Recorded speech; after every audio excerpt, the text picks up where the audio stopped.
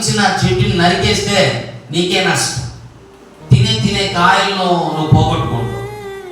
మీ పొలం ఉంది, బాగా పండింది, దాన్ని ఒక 4-5 గేదెలు పంపించి ఆవులను పంపించి తినమని చెప్పారు. ఏమైంది? పాడైపోయింది, మీకే నష్టం. ఈరోజు ఫలించేటువంటి ఆ స్థలంలో నుండి నువ్వు మార్చబడకూడదు. ఫలింపు లేకపోతే తీసేసి.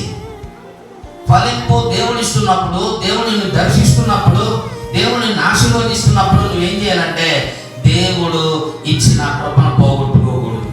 దేవుడు నిన్ను ఫలింపు లేని స్థితిలో నుంచి ఫలించే స్థలంలోకి తీసుకొస్తాడు. దేవుడు ఇశ్రాయేలు ప్రజలు ద్రాక్ష చెట్టుని ఐగుప్తులో నుంచి మిమ్మల్ని తీసుకొచ్చాను, ఎందుకంటే కనాను దేశంలో మీరు ఫలించాలని.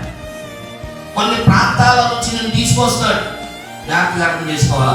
కొన్ని చెట్లను కొన్ని ప్రాంతాల్లో అవి ఎదగవు, కొన్ని చోట్ల కొన్ని సంఘాల్లో నువ్వు ఎదగలేవు.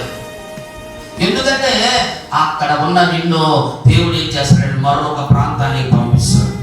అక్కడ నువ్వు ఫలిస్తావు, అక్కడ నువ్వు అభివృద్ధి చెందుతావు.